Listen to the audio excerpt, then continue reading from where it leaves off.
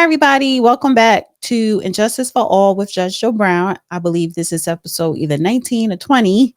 I'm losing count, but either way. Hi, Judge. How are you? All right. All right. So today we're going to talk about Joe Biden and his auto pen and a couple of other things. So former President Joe Biden, he came out and made a statement that he made the decisions when he was president. And this is hours after President Trump ordered an investigation. He directed U.S. Attorney General Pam Bondi on Wednesday to open a probe and mused that some of Biden's aides may have used an auto pen system to get away with key decisions for the 46th president, chilling that his mental acuity had declined. Quote, I made the decisions about pardons, executive orders, legislations, and proclamations. Any suggestions that I didn't is ridiculous and false.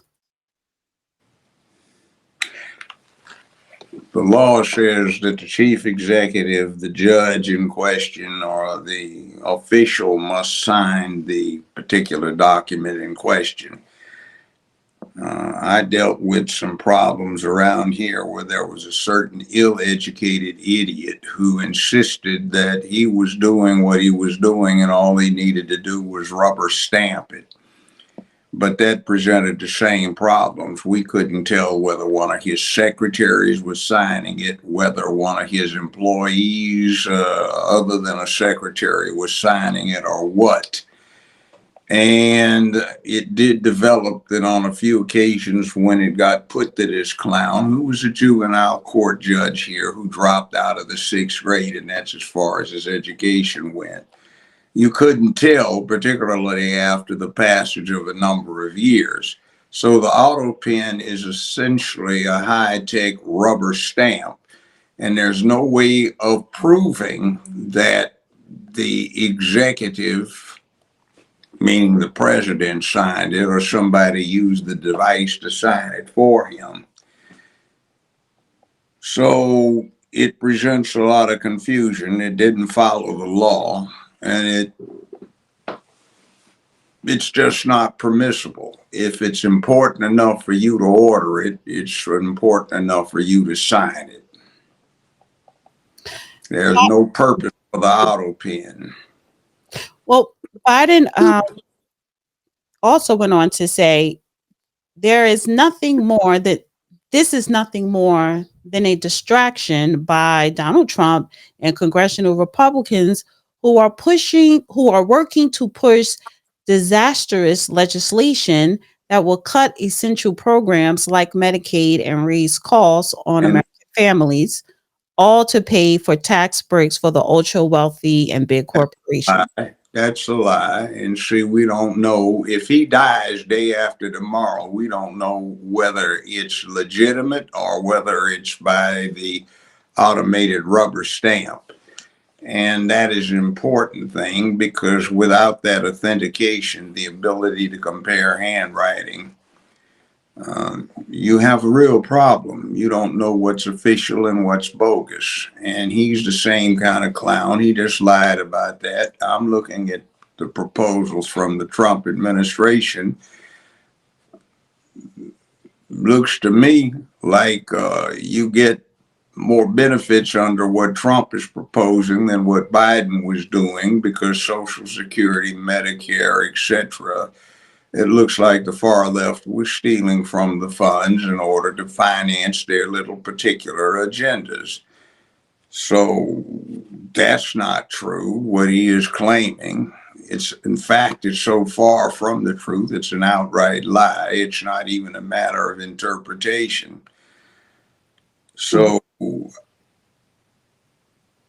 I'm not offering legal advice, but let's just put it this way. I probably have 2 or 3 times the legal acumen on these things of anybody that's spoken, including jackass and Chief Biden. Mm-hmm. So I call him a liar outright, fact check, bad, and what he's saying is simply not true and is misleading to the public. So if he'll lie about that kind of thing that's so easy to check, what else would he lie about, including, I did it, I signed it? Well, how do we know it? Right. Why did you use it in the first damn place? Since you can take your lazy behind, sit behind that desk and sign it. That's what we hired you to do, and that's what you, well, they claim he got hired to do that. Though I think the whole election process that got him in was a cheat.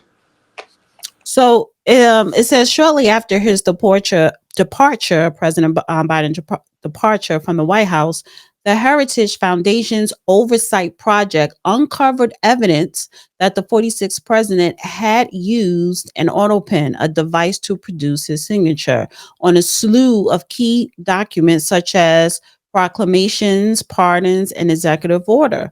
So Trump quickly seized on those revelations and began to publicly cast doubt on the legitimacy of many of Biden's actions. So here's a question I have for you, Judge, right? If it is true that an auto pen was used, what constitutional laws were Not violated? constitutional, it's statutory. And the point is where it is required that the executive, judge, or official sign in person. Uh, I don't care whether he uses the rubber stamp or not, it is invalid.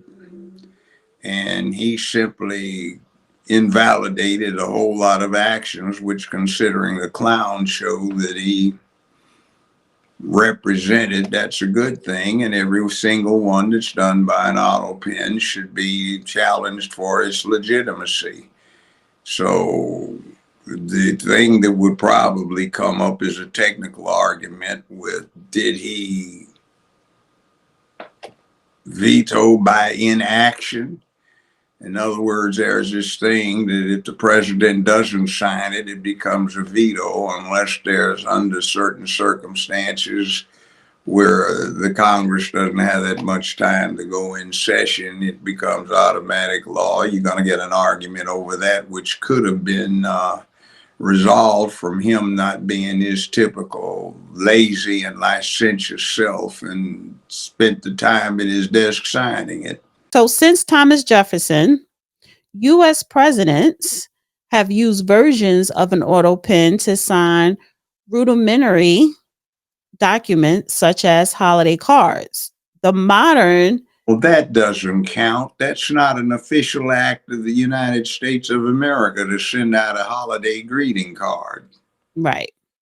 So the modern version of an auto pen um, used is believed to date back to Harry Truman, and presidents have used it in the decades since. What they did is they just had a duplicate of their signature set up so it could be printed for cards, Christmas cards, greetings, announcements, and things like that that don't have to be official anyway. Right, So because they we're talking about law. In other words, are you endorsing the law that is put on your desk as per the requirements of the Constitution? Are you vetoing them, or what are you doing? And that's always been somebody signing. yeah, because during Thomas Jefferson times, they used the feather pen, Yeah, quill pen, they call it. quill pen. Okay, I yeah. had some of them at one time. You take a goose and you pluck a good few stout uh, quills out of his behind or wing, and you take a knife and you sharpen them so you can use them, dip them in an inkwell and write. In other news here, Um, Trump also just concluded, he says here in a White House post, I just concluded a very good phone call with President Xi of China discussing some of the intricacies of our recently made and agreed to trade deal. The call lasted approximately 1.5 hours and resulted in a positive conclusion for both countries. There should no longer be any questions respecting the complexity of rare earth products, Our respective teams will be meeting shortly at a location to be determined. We will be represented by Secretary of Treasury Scott Bessent, Secretary of, Secretary of Commerce Howard Lutnick, and the United States Trade Representative Ambassador Jameson Greer. I Well, don't know who these people are that have those names. that's his cabinet. Well, okay, his cabinet, but I don't know the people, the name. Well, during the conversation, he says, during the conversation, President Xi graciously invited the First Lady and me to visit China, and I reciprocated. As presidents of two great nations, this is something that we both look forward to doing. The conversation was focused almost entirely on trade. Nothing was discussed concerning Russia, Ukraine, or Iran. We will inform the media as to scheduling and location of a soon to be meeting. Thank you for your attention to this matter. So, what are your thoughts on that telephone call? Good foreign policy. See, people are talking about, well, he said something, he got it. Well, all of those are negotiating points. It gets somebody's attention. The other thing is for the life of me, I do not understand the justification some nations use to sell or provide services or materials or techniques to their avowed antagonist. It's like Germany, Krupp, sold the process of making battleship armor to the British and licensed it to the United States. So why in the devil would Germany sell its military or naval rivals a process of making better armor to protect from Germany's naval forces? The United States adopted the famous 1903 Springfield and the cartridge that came out of it, the 30-06, and it relied heavily on Mauser patents. So why in the world were the Germans stupid enough to sell this high tech at the time, 100 some years ago, 122 years ago? Why would they sell that to their rivals on the international scene? The United States has done that. Germany did it even more so. Great Britain did it. So you take something that is giving you a military or naval advantage and you sell that to somebody else who's your rival. Does that make sense? No, it doesn't. That's driven by the military industrial complex. In this case, the rare earth stuff is absolutely necessary to make computer chips, devices that are important when it comes to high tech communications, which our battlefield prowess depends upon. In other words, how well can you fight in a near peer battle? So we are getting China to sell us this stuff that if they cut off would seriously cut it off would severely compromise our ability to fight them. And then we've got Taiwan coming up in another 2 or 3 years, the way things are going. So I don't understand why they would even do it. Good diplomacy on the part of the Trump administration. Yeah. So, one last thing here, because I was going to kind of Oh, see. I'll give you another example. Everybody's heard of the German Luger, right? Pistol, 9 millimeter Luger round of ammunition, probably the world's most popular pistol caliber. Do you know who George Luger was? He wasn't a German, he was an American, and he designed it and sold it to Germany. See where this goes? It just doesn't make any sense. Okay. Well, one more thing I wanted to bring into the fold here, because Elon Musk, he has left the White House. Um, he was only going to stay on apparently with Doge, for 90 days or 100 days. However, it seemed like it's bad blood now between Elon Musk towards Donald Trump. And Donald Trump is hosting the Chancellor of Germany at the White House today. And this was just released um, they asked him about Elon Musk's remarks, and this is what Donald Trump had to say about Elon Musk, because apparently Elon Musk is in disagreement with Trump's big, beautiful bill. He's calling it a bad bill, basically. It's not so much Donald Trump, it's what the Republican Party has done with it. He calls it a device of ultimate pork, and he calls it poison. And I think this isn't a breakup. This is just, if you have a trusted advisor, he's supposed to tell you what he's thinking about what you're doing, not sugarcoat it. Things are happening in this room, and I'll tell you, he's not the first. People leave my administration and they love us, and then at some point they miss it so badly, and some of them embrace it and some of them actually become hostile. I don't know what it is. It's sort of Trump derangement syndrome, I guess they call it, but we have it with others too. They leave and they wake up in the morning and the glamour's gone, the whole world is different, and they become hostile. I don't know what it is. Someday you'll write a book about it and you'll let us know. Yeah. Mr. President. Well, let's put it this way.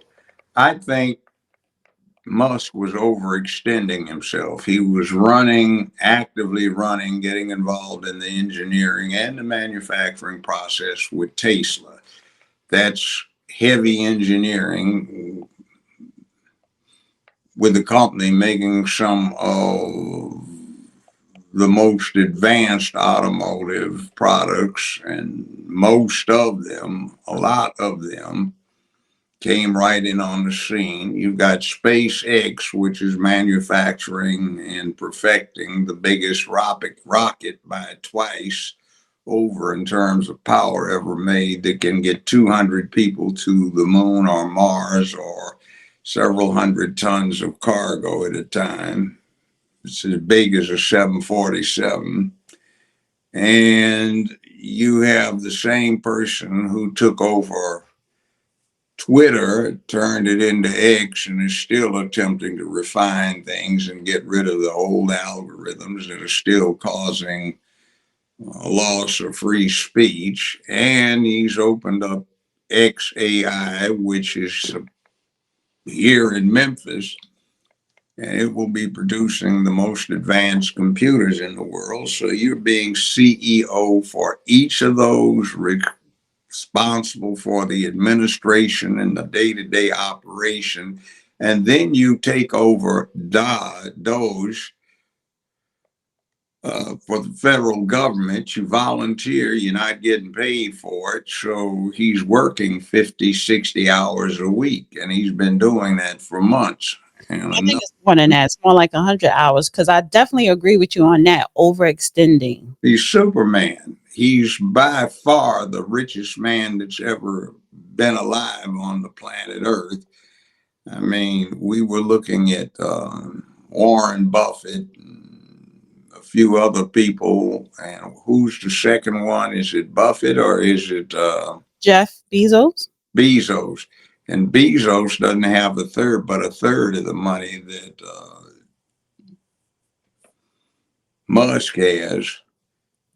And this guy's like Superman for real. That you talked to Elon on Monday, who made this 180. What do you think changed? Why do you think he's coming out against this now? And have you spoken to the president and Elon since the infamous tweet?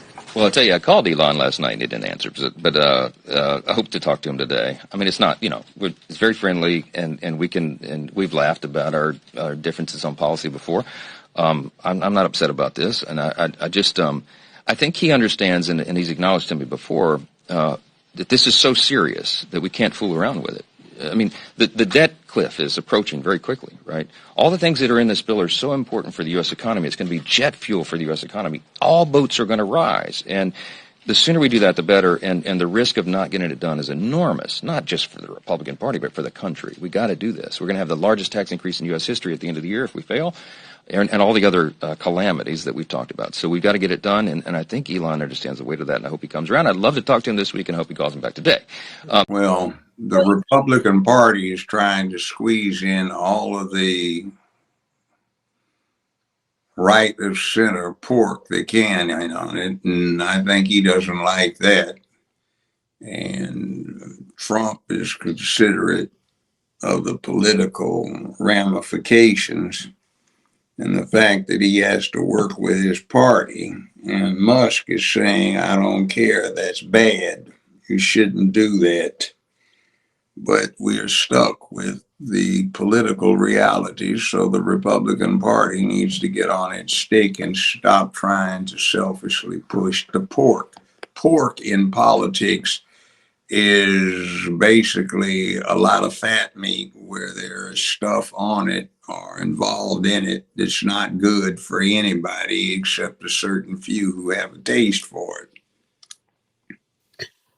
So one of the things, by the way, they need to clean up is from its conception, Social Security, and then by extension, Medicare, Medicaid.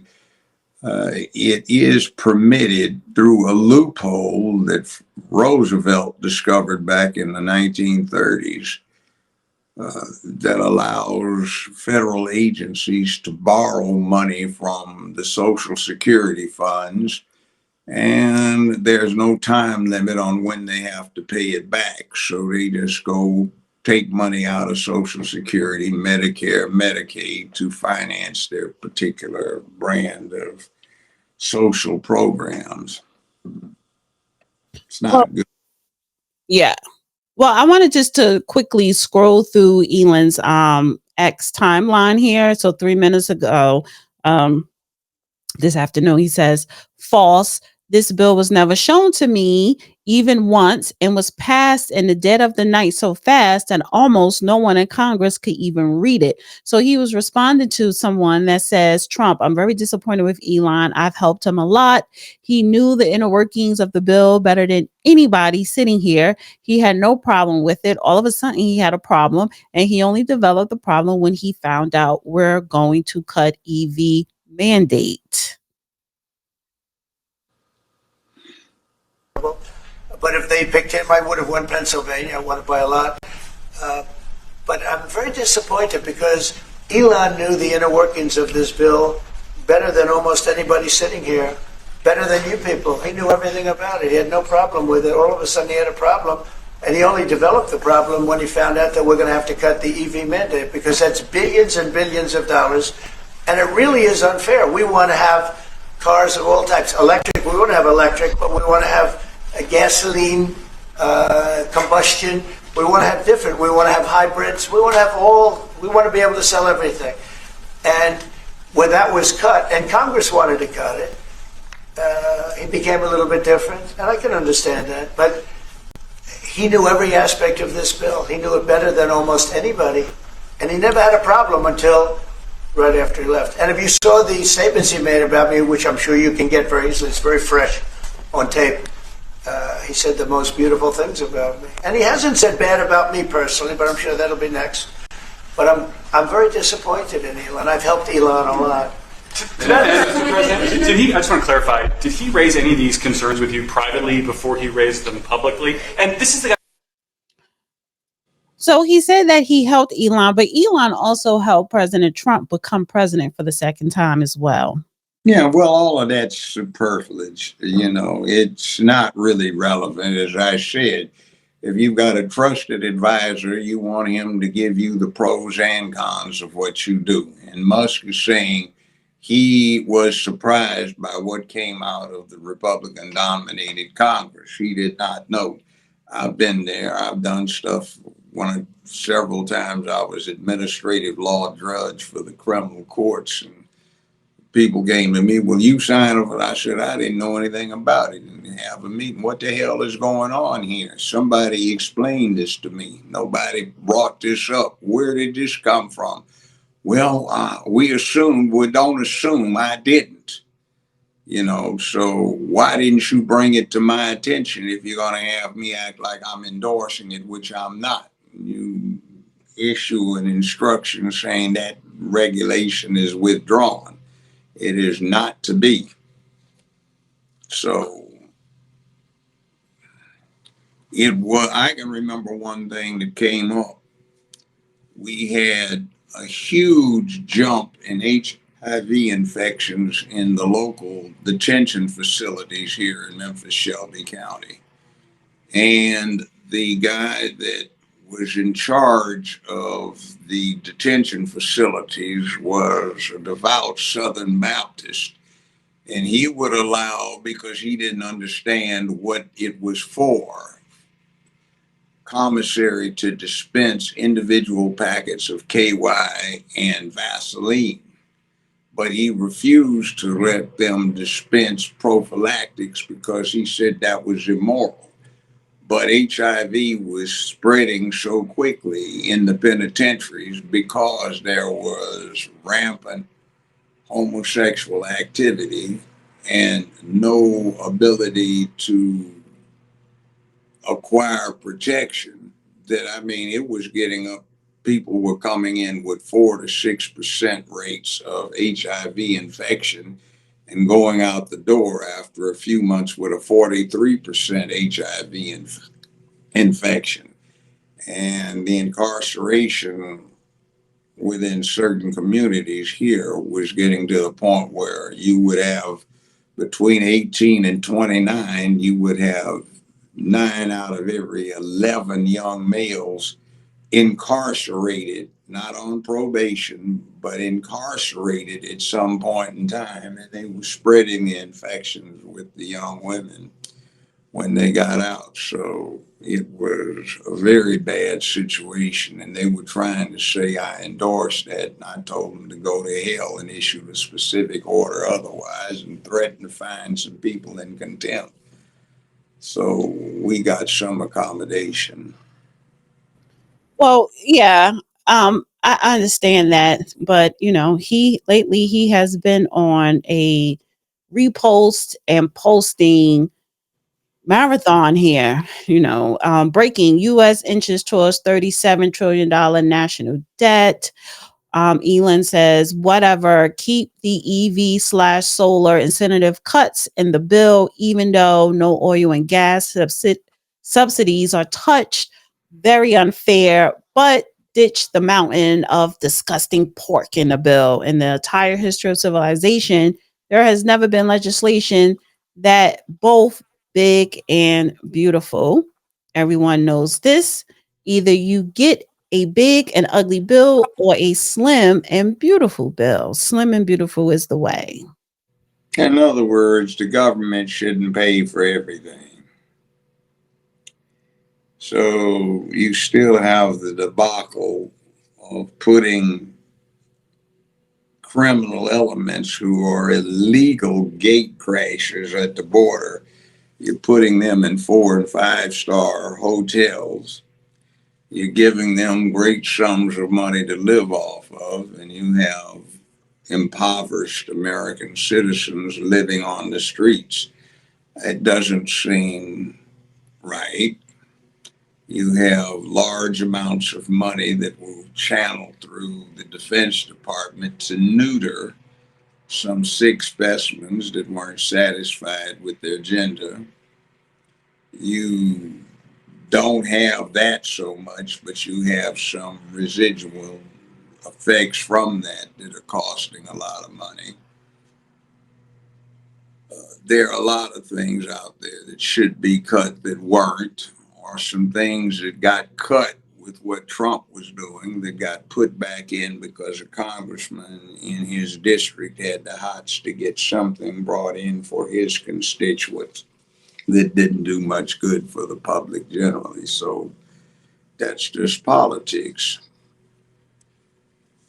Yeah, and that's the difference between politics and politicians in DC and these self-made billionaires. See, when you become a billionaire, you're not used to the word no anymore. You stop hearing no when you are a wealthy millionaire. But yes, you helped this man get reelected. You did a lot with bringing together the Doge committee, but it's a whole different ball game. You're not gonna, what is that? McDonald's, you can have it your way, or is that Burger King? It doesn't work like that in DC. Being, Yeah, it doesn't work like that. But he's upset. well, let's put it this way. I actually, thanks to my ex-wife, wound up meeting a number of billionaires, and surprisingly, they spend more time keeping up with their money and not spending frivolously than your typical low-level millionaire does. It's amazing. They spend 50, 60-hour weeks. That's supposed to be a light week for them. And they stay on top of stuff, and they have big, huge Rolodexes now. They've got them put in their cell phones and other stuff where they have references and access, and they know a lot of things. For the most part, they tend to be Renaissance men. In other words, you know a lot about a lot, and you know where it all fits in.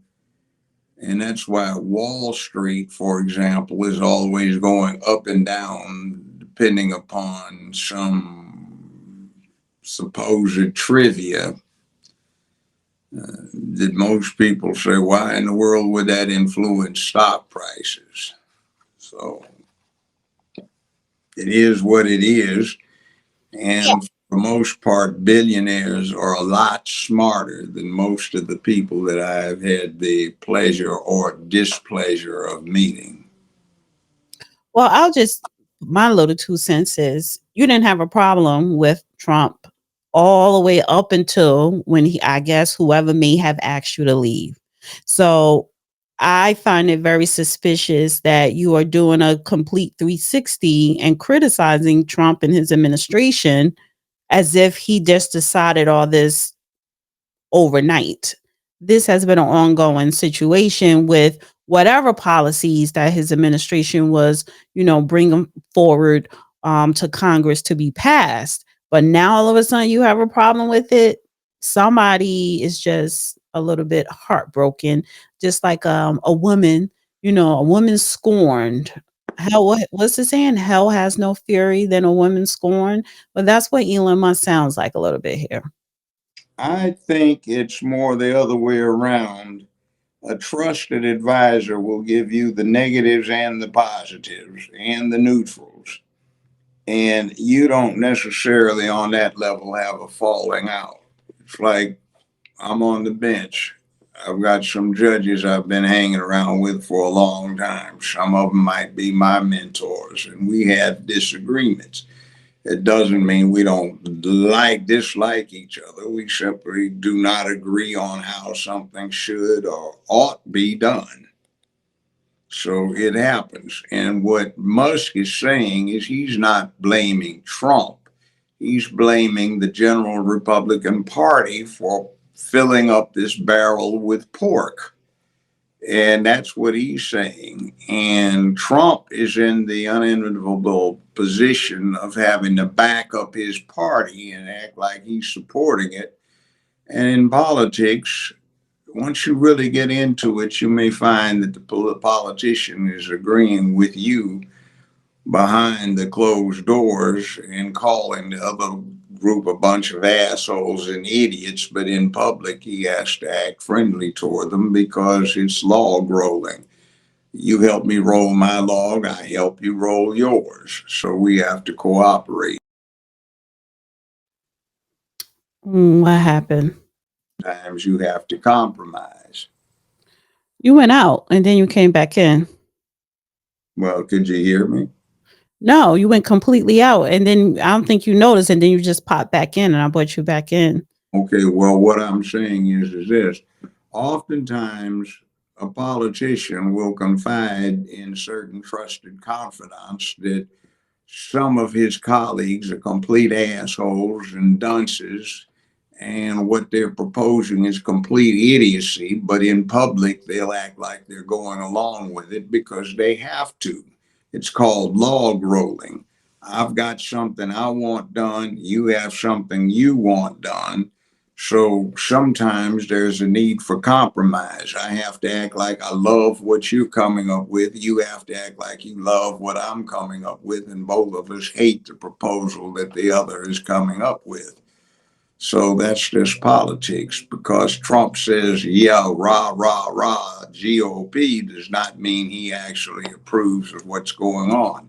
That's like what we touched on with Xi Jinping here, the premier of China. You'll remember a few weeks ago how badly Trump was bad mouthing the man and how badly Xi was bad mouthing Trump. And now they're acting like they're long lost buddies because they have reached a political and economic accommodation.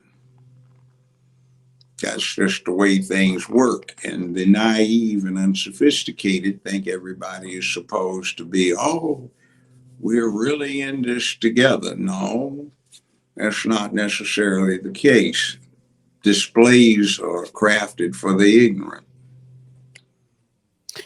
All right. And with that, thank you everybody for tuning in to episode 19 of Injustice for All. Good night.